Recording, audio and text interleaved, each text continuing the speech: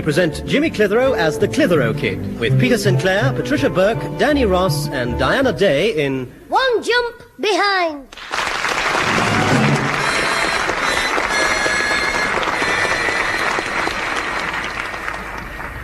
Well, there it is, Alfie. What do you think of it? It's very nice, Jimmy. Very nice indeed. In fact, you know, it's the nicest one I've ever seen. What is it? I'll give you a clue. It's a soapbox. Oh. Can you give me another clue? It's a soapbox. Oh, that's a good clue. But what's a soapbox? That wooden thing on wheels over there is a soapbox. Well, hang on, I'll think of it in a minute. You're going round the bend. Yes. I'm pulling your leg as well. Oh, Alfie. I knew all the time what it was, because Charlie Thompson told me he swapped it with you for your water pistol. I had one myself when I was a kid. Did it have 4 wheels and a rope to steer it? Oh, be daft, you don't have wheels on a water pistol. Hey, that's twice I've caught you. I'm going in to see Susan. Just a minute, I want you to help me with the speed trials. You what? I want to see how fast my soapbox will go round the corners. Yeah, give me a shove off down the path. Not likely. You'll probably end up taking a shortcut through your granddad's greenhouse while the door's still shut. Oh, you're quite safe, he's not here. Well, where is he? He goes to see Tommy Twig on Friday afternoon. Tommy Twig? Oh, you mean his pal from Liverpool who's got no teeth and talks funny? Yeah, Toothless Tommy. The Scotland Road Scouser who can't say that. Go on, just give me a shove, enough to get me going. Oh, all right, here goes. Good lad, Alfie, I'm off. Hey, now be careful. Watch me go round the corner. Look out. Hey, up! Oh! Oh, heck. Hey, Susan, are you all right? You stupid little horror. He's torn a hole in my jeans. Look. Alfie, you're too young to look. Turn the other way. You little menace, you. Ow! You hit me! Hit you? I'll murder you. Susan, pull that shovel down! Stop it, you two. What's going on? He ran into me with his stupid soapbox. Oh, no, that soapbox again. What's the damage this time? She's dented me dashboard. Shut up, you. He's torn my jeans and scratched my leg. Look, I'm bleeding. Bleeding? Oh, no. Catch him, somebody's going to faint. You'll be the one who'll be unconscious in a minute. Just take that soapbox back to Charlie Thompson's this instant and leave it there. I'm sorry if I've caused a bit of trouble with it. Bit of trouble? You knocked 2 boards off the fence, ran over the postman's foot and scratched the paint on the vicar's car. Oh, yes, but I was very sorry for the vicar. Why? Because he wanted to swear and he's not allowed to. Take that thing back. Yes, Mum. And on your way, leave this trowel at Mr. Twigs. Your granddad forgot to take it. Right, Mum. You won't tell me Grandad about this, will you? Not if you get rid of that soapbox. But you'll know what to expect from him if you don't. Yep. He'll get his carpet slipper, lay me over me soapbox, and buckle me chassis.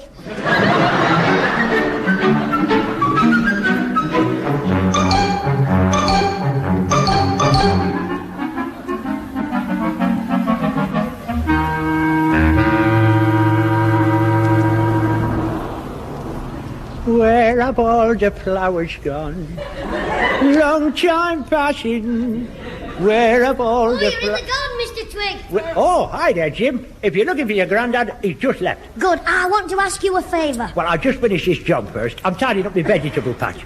I've had a very good year this year. I know, my granddad said you grew so much stuff, your slugs all died of overeating. He's right, though, Jim. Do you know, I grew a lot. Cabbages, leeks, radishes. Funny thing, Jim, I didn't get a stick of celery. Not one single stick. Why not? I never planted any. Oh, excuse the joke, Jim. Why are you in such a good mood? Is it because Mrs. Twig's away in Liverpool? That's right, Jim. I'm taking advantage of the peace and quiet to do a few odd jobs. Is that why you want this trowel? Oh, good, you brought it. Your granddad forgot it. Oh, he's always forgetting things. If I've been out all day and he meets me in the street, he pats me on the head and asks me how my granddad is. Hey, are you laughing or have you got a slow puncture?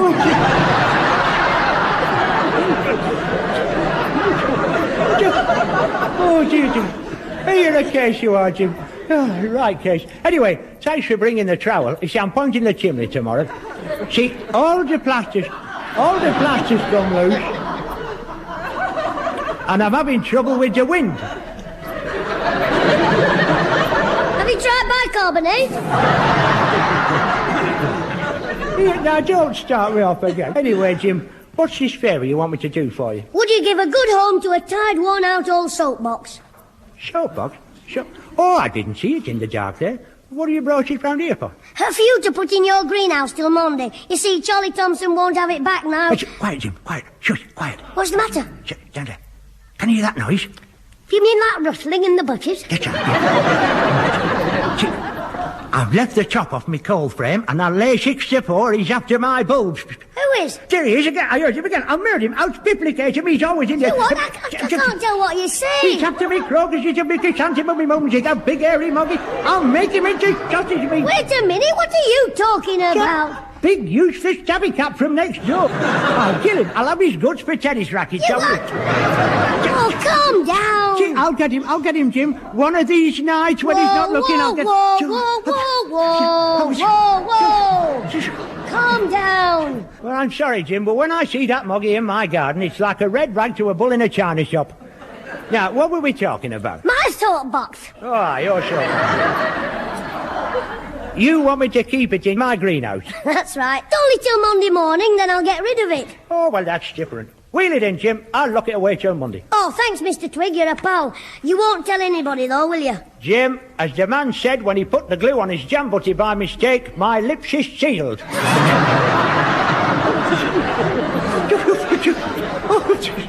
Oh, good. I'll pick it up at Monday morning on my way to school and raffle it off in our class.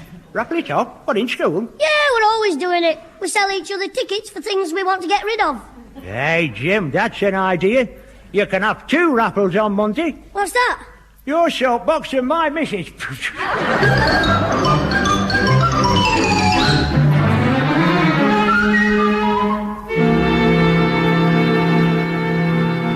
Mum, can't we start dinner? Oh, me Tom's doing a war dance. We're waiting till your granddad gets back from church. Oh, but it's turned 1 o'clock. The service finishes at 12. Well, perhaps the vicar's having a word with him. Oh, yes, it'll be about snoring during the sermon. Shut up. We're not eating till he gets back. No, I'll read the Sunday paper. What's the headlines? Man found in bushes outside girls' hostel. I was only looking for mushrooms, he said. Hello there. I'm sorry I'm late, but, well, you see, after the service, I met an old pal in the vestry. The vestry? That's a funny name for a pub. Will you stop it, Jimmy? Go on, Father. Well, he's a chap I haven't seen for quite some time. You know, I used to have a drink with him occasionally, and he was telling me... Oh, well, I'll tell you after lunch. Oh, no, go on, Grandad. You were in the Rose and Crown. Aye, that's right. And he was in there drinking while I was sitting here rumbling. Oh, Susan, go and start getting the lunch out, will you? Certainly, Mother. It won't be a minute. Now, finish what you were saying, Father. Aye, well, you remember this bloke, Pat, Jack Barnes, the ambulance driver. He was telling me he took Tommy Twig into the hospital yesterday. Oh, dear, what's the matter with him? Well, he fell off the roof while he was pointing the chimney. That's Tommy Twig. Anything for a laugh. Jimmy, it's not funny. His leg's badly hurt, and they're keeping him in the hospital for a couple of days for observation. I suppose you'll be going to see him, Father. Oh, aye. I want to get the key off him. Key? Well, the key to his greenhouse. I'm going to go round there and stoke his boiler for him. Hey, but you mustn't. You'll see it. See what? The soap. Soap, Mum. I want to wash my hands before I stoke me have me dinner. Oh, I'll go and help Susan with her lunch. You'll be going to visit Mr. Twig tonight, then, Father? Aye, Pat, before I go to the Rose and Crown. What time will you be going to the hospital tonight? Well, visiting time is 7 to 8. Good, I'll be there at 6. You what? Talfi's at 6 o'clock. We're going out. Oh, well, it's time for lunch. Come on, Jimmy, up the table. Yes, Grandad. If you get to that greenhouse before I do, I'll be eating at another table. The operating table.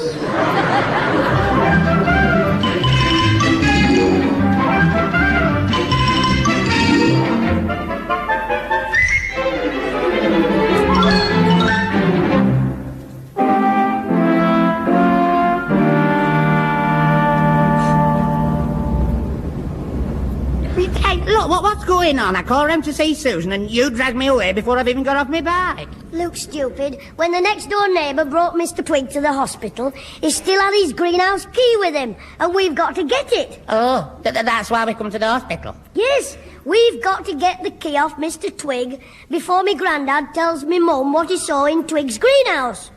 And she twigs what Twig's done. You mean with your soapbox? Yeah, that's right.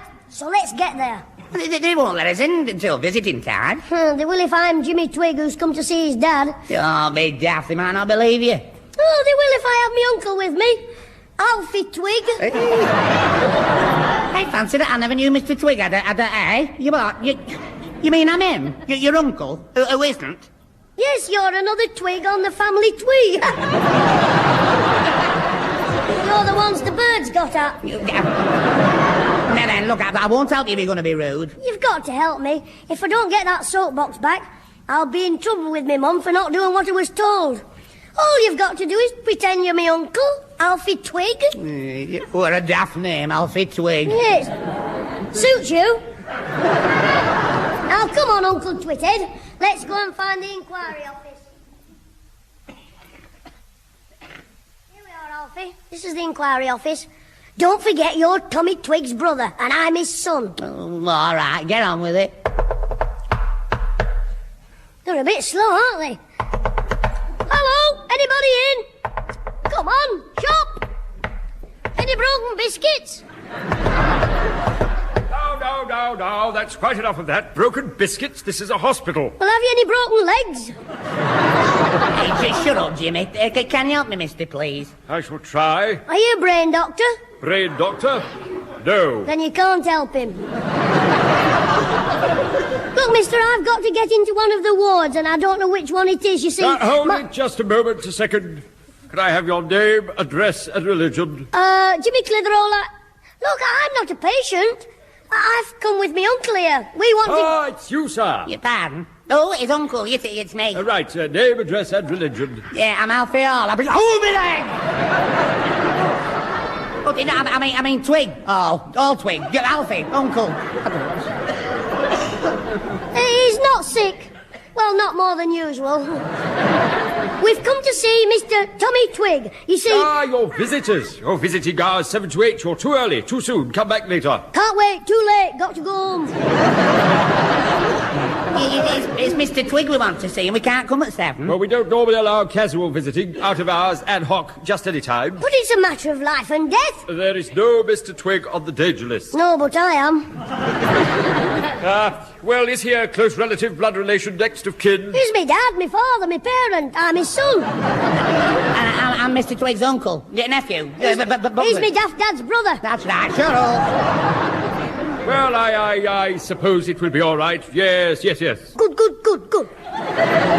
Where do we go? Well, you have to wait until I check whether he's back in the ward. I see that he was down to go for an X-ray this afternoon. So just go and wait in the room marked outdoor patients. That door over there, that one. I'll come and let you know, tell you as soon as he's ready, finished, back in the ward. Right, will do. Roger and out. Come on, Alfie. Uncle. Be as quick as you can, please, mister.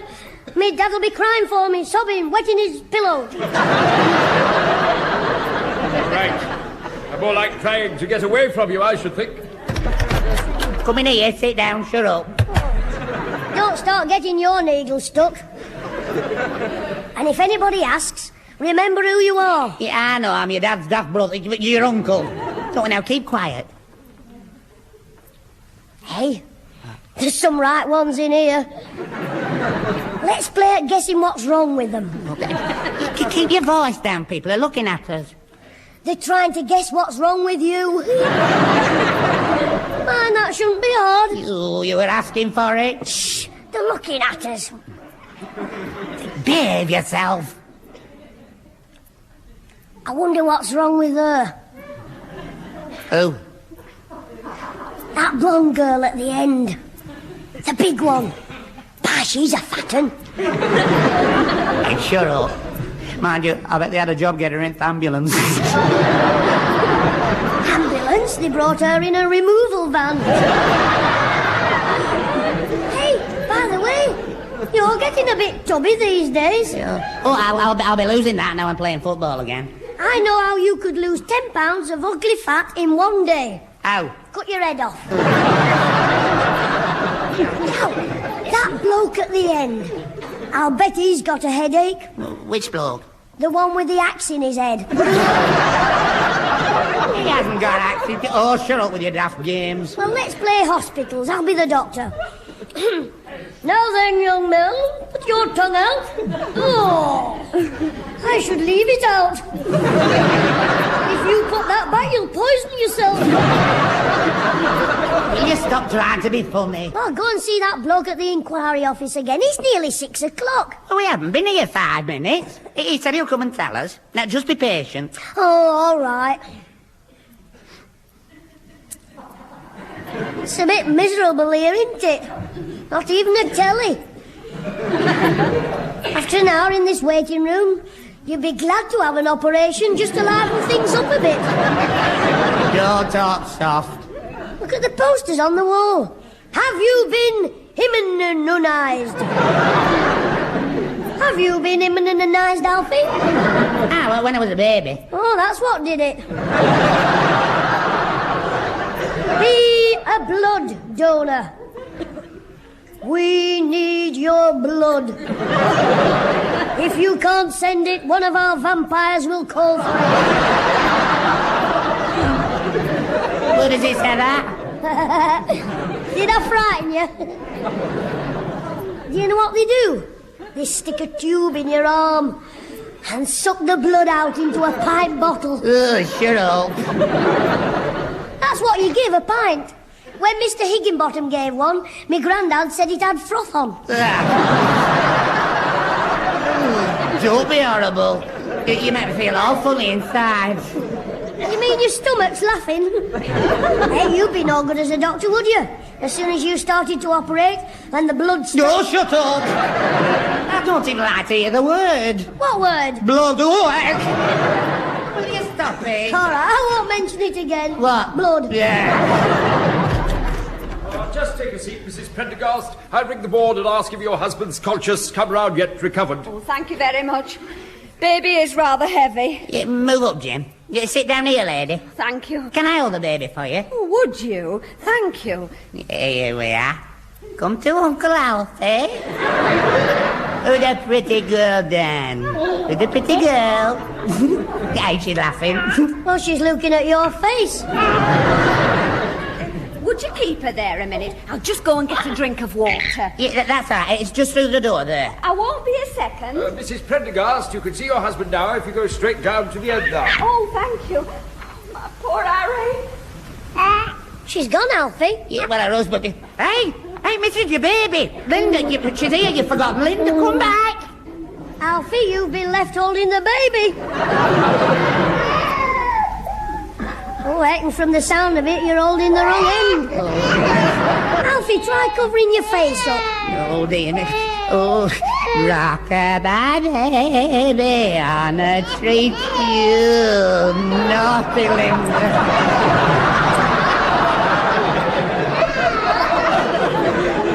I think she's had a little accident.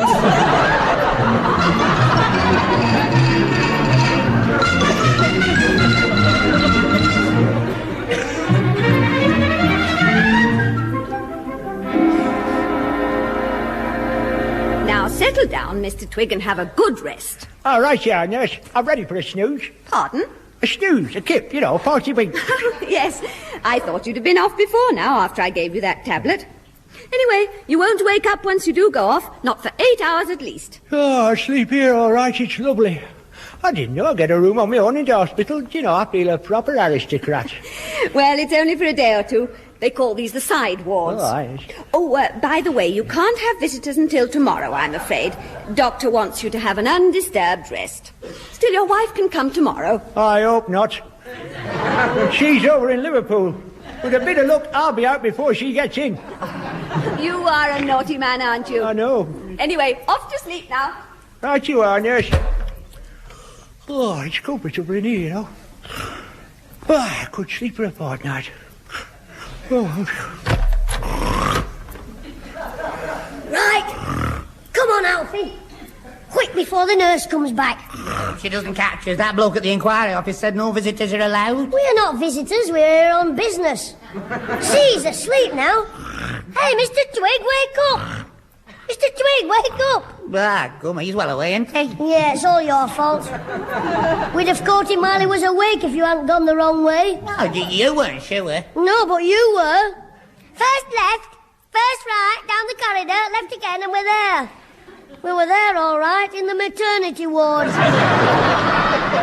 I think you've got babies on the brain today. All right, now stop napping and wake Mr. Twig up before that nurse comes. Right, pass me that jug of water. You're not throwing a jug of water on him. I'm only going to dip my fingers in and sprinkle him. Pass it over. All right, but be careful. Here we go. Come on, Mr. Twig, wake up, wake up. What's it? Oh, it's raining again. What's it? Let's have another dip, Alfie. Come on, Mr. Twig. I christen you Tommy Van Winkle. It's no good. I'll give him a shake. Come on, Mr. Twig, come on. The roof's falling in. Fire! Come on, let's have you. Hey, missus, stop smacking me. Oh, you'll never wake him. Hey, steady on, you'll knock him unconscious before you wake him. I mean, after you knock him, wake him. Pull him out, we'll walk him up and down. He's got a bad leg. Well, make him up. Will you wake up, Mr. Twig? Ooh, hey, I'm hurting my hand. It's no use. Pass that jug, I'll give him the lot. What on earth are you doing? Who are you? I'm Mr. Twig's son, and he's... His daft brother, Uncle, Mr. Twig. I don't care. You're not allowed in tonight. Get out. Well, it was the keys to his greenhouse we wanted, so we can look after his plants. They might die. Yes, if his grandfather finds it. Yeah, I mean... There are no keys here. The lady who came with Mr. Twig, his next-door neighbour, I believe, she took his clothes and things back with her. What? And we've gone through all this for nothing. Come on, Alfie, let's get to the woman. Oh, hello there, Jim. Oh, just waiting. Oh, what's good? Oh, well, it's nice of you to come and see me, Jim. Oh, get to sleep.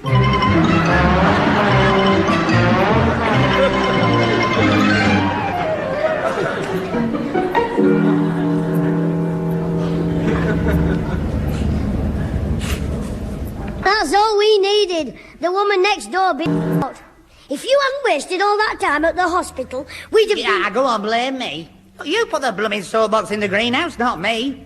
I don't even know why I'm here. Because your father didn't have enough sense to shoot the stalk. Now, listen, you. I'm sorry. Come on, let's see if we can break into the greenhouse. We're not breaking anything. Hey, look, there's a light in the greenhouse. I'll bet that woman's been in there all the time we were knocking on her door. Well, anyway, you can get in now. Come on. Hey, but you always have a look on your side. It's not luck, it's brains. Excuse me, missus. Oh, heck. Jimmy, what are you doing here? Grandad, what are you doing here? Your granddad asked first. Oh, dear, it's Grandad, Mr. Trouble. Mr. Sinclair. We, just, thought we might, have a look at Mr. Twig's plants. Didn't we, Alfie? Yes, before Mr. Sinclair found a human leg. Sorry, Alfie, the door blew back. Well, I told you I was going to stoke up Tommy's boiler. Yes, but you were going to the hospital first. Well, they told me he can't have any visitors. Anyway, the lady next door had the key. Well, now you're here, you better give me a hand. Yes, me and Alfie will move some of this rubbish out. Grab the wheels, Alfie. No, I want that old box. But it's a soapbox, Jim. Move me other leg. Well, obviously, Tommy had it here for firewood. Now, hold that in, Jimmy, while I chop it. But you can't chop this. It's what? It's firewood. I'm holding it. It should burn a treat, this old box. Oh, heck. 10 bob up the Swanee. After all I've been through. Somebody up there doesn't love me.